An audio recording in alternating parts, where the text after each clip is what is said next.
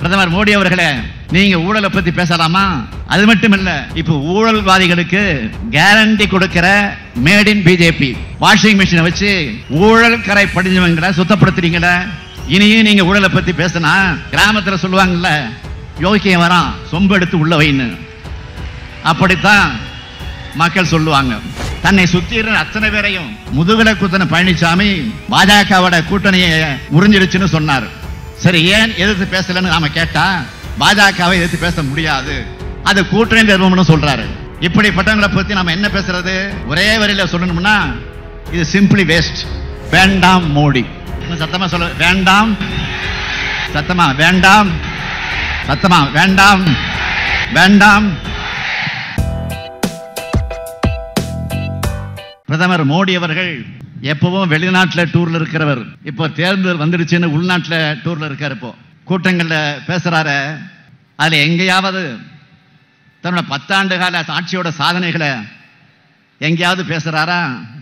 இல்ல. அவர் பேசுறதெல்லாம் இந்தியா கூட்டணி கட்சிகளை வசைபாடுறது. அதுலயும் ஒரே பல்லவி, குடும்ப கட்சி, ஊழல் கட்சி. இதுக்கெல்லாம் நான் எத்தனையோ முறை பதில் சொல்லிட்டேன். அரசியலுக்கு யார் வேணா வரலாம், யாருக்கு நேரா பதவி வர்றதில்ல. தேர்தலில் நின்று மக்களை சந்திச்சு மக்களும் அவங்களோட செயல்பாடுகளை எடை போட்டு வாக்களிச்சாதான் பதவிக்கு வர முடியும். பிரதமர் மோடி அவர்கள் குடும்ப அரசியல்னு எங்களை மட்டும் அவர் அவமதிக்கல, எங்களை தேர்ந்தெடுத்த கோடிக்கணக்கான மக்களை அவர் அவமதிக்கிறாரு.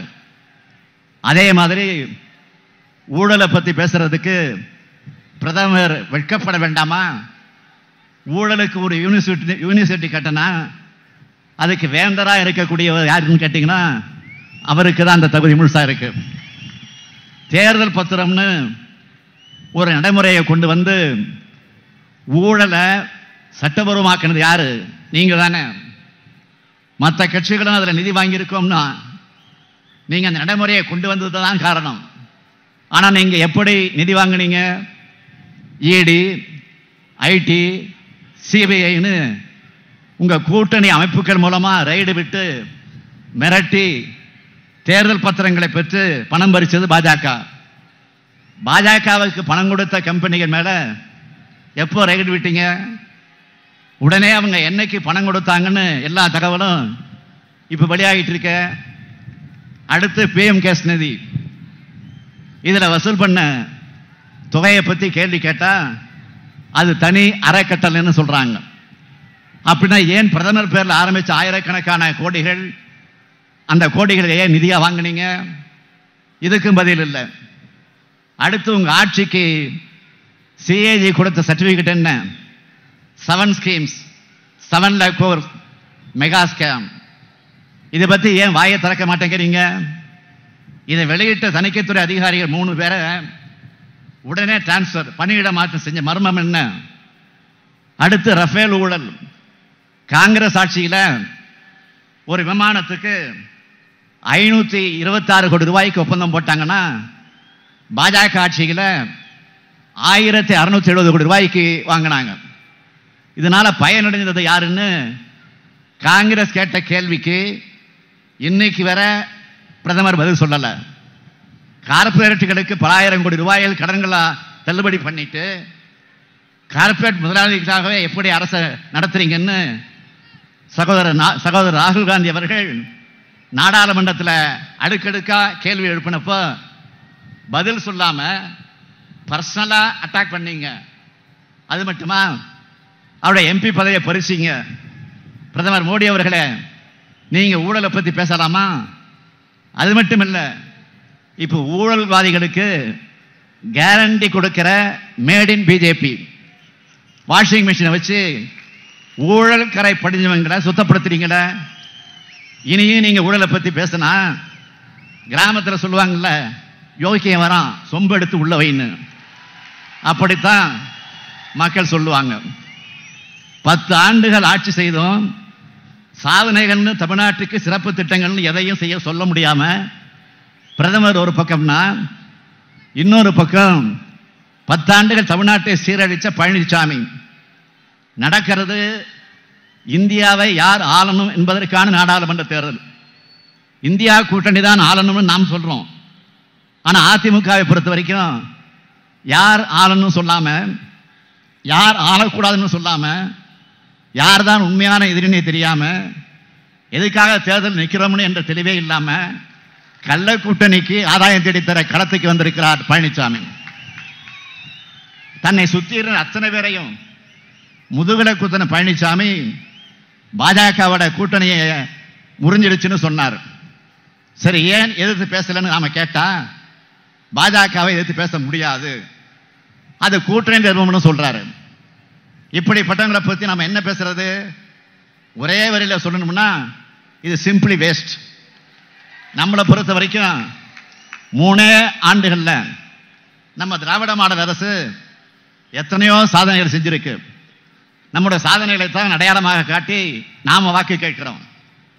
ஒவ்வொரு கூட்டத்திலையும் நம்ம திட்டங்களால் பயனடைந்த பயனாளிகளை பற்றி நான் சொல்றேன். நேற்று ஒரு வீடியோ பார்த்தேன். அதில் பயனடையாத ஒரு மகளிர்கிட்ட ஒருத்தர் போய் ஓட்டு கேட்கிறாரு. அந்த நபர் அந்த அம்மா கிட்ட, நீங்க யாருக்குமா ஓட்டு போட போறீங்க அப்படின்னு கேட்ட உடனே அந்த அம்மா ஸ்டாலினுக்குத்தான் ஓட்டு போடுவேன்னு சொல்றாங்க. நீங்க 1000 ரூபாய் விரும்பத்து வாங்குகிறீங்களா அப்படின்னு அந்த நபர் கேட்கிறாரு. அதுக்கு அவங்க இல்லைன்னு சொல்லிட்டு உடனே அவங்க சொல்றாங்க, எனக்கு கிடைக்கலன்னா என்ன, தேவையான எத்தனையோ மக்களுக்கு உதவுறாரு, நிறைய நல்லது பண்றாரு, அதனால் அவருக்கு தான் ஓட்டு போடுவேன்னு அந்த அம்மா சொல்றாங்க. இப்படி நாம் மக்களுக்கான ஆட்சி நடத்துறோம். நம்ம கூட்டணி சார்பில் பிரச்சாரத்துக்கு போறப்போ 1,15,00,000 சகோதரிகள் எங்க அண்ணன் ஸ்டாலின் கொடுக்கிற தாய் வீட்டு மாசம் 1000 ரூபாய் வாங்குகிறோம்னு சந்தோஷமா சொல்றாங்க. அது மட்டுமல்ல, நான் ஆட்சி பொறுப்பெடுத்துக் கொண்ட அடுத்த நாள்ல இருந்து தமிழ்நாட்டு மகளிர் சுதந்திரமா கட்டணம் இல்லாம விடியல் பேருந்துல பயணம் மேற்கொள்றாங்கல்ல. நான் அடிக்கடி ஒன்று சொல்லுவேன், கல்விதான் யாராலும் திருட முடியாத சொத்து. அதுவும் ஒரு பெண் குழந்தை படிச்சா ஒரு தலைமுறையே படிச்சதுக்கு சமம். அதனாலதான் உயர்கல்விக்கு வர மாணவிகளுக்கு மாதம் 1000 ரூபாய் தரக்கூடிய புதுமை பெண் திட்டத்தை செயல்படுத்துறோம். இதே மாதிரி அடுத்து மாணவர்களுக்கும் தமிழ் புதல்வன் என்ற பேரில் மாசம் 1000 ரூபாய் தரப்போறோம் விரைவில். இது மட்டுமல்ல, நம்முடைய எதிர்கால தலைமுறையான குழந்தைங்களோட ஆரோக்கியத்தை கருதி பசி இல்லாம படிக்கணும்.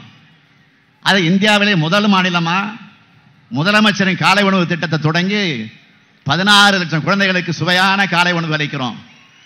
இது இப்போ கனடா நாடு, உலகத்திலே மிகப்பெரிய நாடு, அமெரிக்காவுக்கு பக்கத்தில் இருக்கிற நாடு கனடா நாடு, அந்த நாட்டில் இப்போ எதிர்கொள்ளிச்சிருக்கு. இளைஞர்கள் வேலைவாய்ப்பு பெறணும்னு தங்களுடைய திறன்களை மேம்படுத்திக்க நான் முதல்வன் திட்டத்தை செயல்படுத்திக்கிட்டு இருக்கோம். நாம் ஆட்சிக்கு வந்து 3 ஆண்டுகள்ல 77,78,000 புதிய வேலைவாய்ப்புகள் நம்முடைய இளைஞர்களுக்கு கிடைச்சிருக்கா. அதுக்கு EPFO புள்ளி விவரம் தெளிவா சொல்லுது. இது மாநில அரசோட புள்ளி விவரம் இல்ல, ஒன்றிய அரசோட புள்ளி விவரம். மக்களை தேடி மருத்துவ திட்டத்தால 1 கோடி பேருக்கு மேல பயனடைந்திருக்காங்க. இப்படி திமுக எப்பவும் சொன்னதை செய்வோம், செய்வதை சொல்லுவோம்னு நிரூபிச்சு இருக்கிறது கட்சி மட்டும் இல்ல, இந்த ஸ்டாலின் ஆட்சியில் சொல்லாததையும் செய்வோம்னு காட்டியிருக்கோம். அது மட்டுமல்ல, உலகத்திற்கே கோவையை தெரியும் என்றால் அதற்கு காரணம் அறிவியல் மேதை GD நாயுடு என்பது உங்களுக்கு என்றால் தெரியும். GD நாயுடு ஒரு பெரிய மேதை, அறிவியல் மேதை. அவரோட இந்த கோவை மண்ணில் உலகத்தரத்தில் பிரம்மாண்டமான நூலகத்தை அறிவியல் மையமா திராவிட மாடல் அரசு கோவையில் அமைக்க போகுது. இப்படி தமிழ்நாட்டில் ஒவ்வொரு மாவட்டமும் ஒவ்வொரு குடும்பமும் பயனடைய வேண்டும் என்று பார்த்து பார்த்து திட்டங்களை செயல்படுத்திக்கிட்டு இருக்கோம். கடுமையான நிதி நெருக்கடிக்கு இடையிலையும் இவ்வளவு செய்யறோம்னா நம்ம இந்தியா கூட்டணி அரசு அமையும் போது எவ்வளவு செய்ய முடியும் நினைச்சு பாருங்க.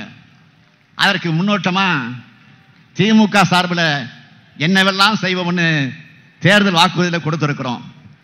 அதில் தலைப்பு செய்திகளை மட்டும் சொல்றேன் சுருக்கமா. வியாபாரிகளுக்காக இரவு நேரங்களில் கோவையிலிருந்து தென் மாவட்டங்களுக்கு ரயில் சேவை, பொள்ளாச்சி இளைஞருக்கும் மற்றும் தேங்காய்க்கும் புவிசார் குறியீடு. பொள்ளாச்சியில் குளிர்பதன கிடங்கு, பொள்ளாச்சியில் ரயில் நிலையம் புனரமைப்பு, சேரன் எக்ஸ்பிரஸ் பொள்ளாச்சி வரை நீட்டிப்பு, கோவை மெட்ரோ திட்டம் திருப்பூர் வரை நீட்டிப்பு, மேட்டுப்பாளையம் சத்தியமங்கலம் கோபிச்செட்டிப்பாளையம் ஈரோடு அகல ரயில் பாதை திட்டம், மக்காச்சோளம் சோயா போன்ற முக்கிய இடுபொருள்களின் தானியங்களின் விலையை குறைக்க ரயில்வேயிலே கட்டண சலுகை. அது மட்டுமல்ல, 10 ஆண்டுகளா தொடர்ந்து உயர்த்தப்பட்ட பெட்ரோல், டீசல், கேஸ் இதனுடைய விலை குறைக்கப்படும். சிறுபான்மையின மக்களுக்கு எதிரான சட்டங்கள் ரத்து செய்யப்படும். தொழிலாளர் விரோத சட்டங்கள் மறுசீரமைப்பு செய்யப்படும். கூட்டுறவு அமைப்புகளையும் வங்கிகளையும் விவசாயிகள் வாங்கியிருக்கக்கூடிய கடனையும் வட்டியும் தள்ளுபடி செய்வோம். உழவர்களுடைய வேளாண் விளைபொருட்களுக்கு மொத்த உற்பத்தி செலவுடன் 50 விழுக்காடு என்பதை வலியுறுத்தி குறைந்தபட்ச ஆதரவு விலை நிர்ணயம். தேசிய நெடுஞ்சாலைகளில் இருக்கக்கூடிய சுங்கச்சாவடிகள் முற்றிலுமாக அகற்றப்படும். 100 நாள் வேலை திட்டத்தில் வேலை நாட்கள் இனி 150 நாட்களாக உயர்வு. ஒரு நாள் ஊதியமாக 400 ரூபாய். மாணவர்களுடைய கல்வி கடன் முற்றிலுமாக தள்ளுபடி. வங்கிகளில் மினிமம் பேலன்ஸ் இல்லாதப்போ விதிக்கப்படக்கூடிய அபராதம் நீக்கப்படும். இதையெல்லாம் இந்தியா கூட்டணி ஆட்சியில் வலியுறுத்தி நிறைவேற்றி திமுக சொன்னதை செய்யும்னு மீண்டும் நிரூபிப்போம்.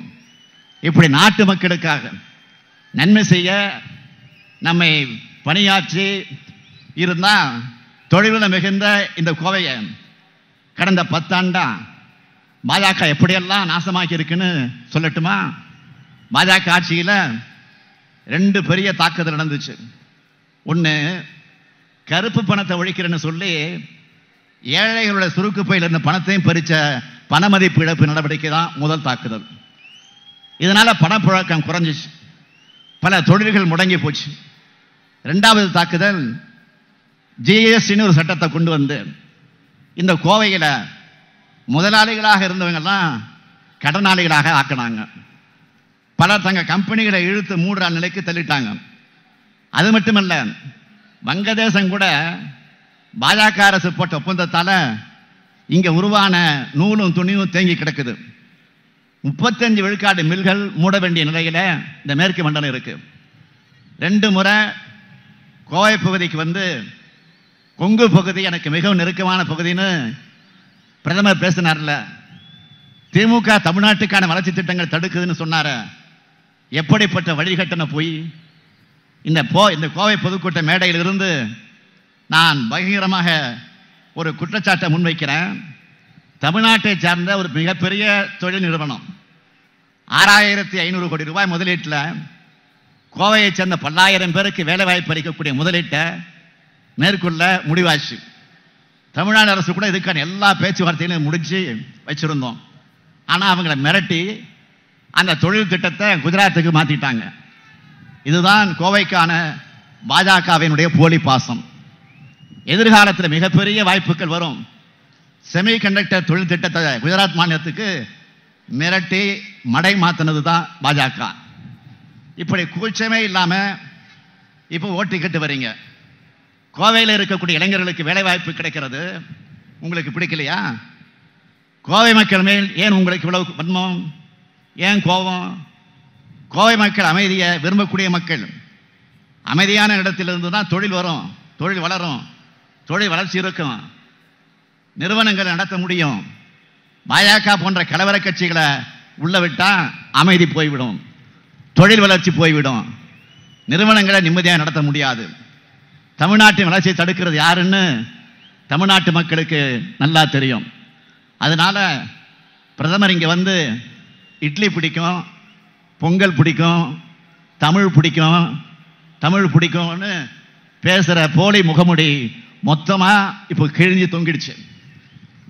இப்படி கோவை வேண்டாம், தமிழ்நாடு வேண்டாம்னு புறக்கணித்த மோடிக்கு இப்போ தமிழ்நாடு சொல்ல வேண்டியது என்ன தெரியுமா?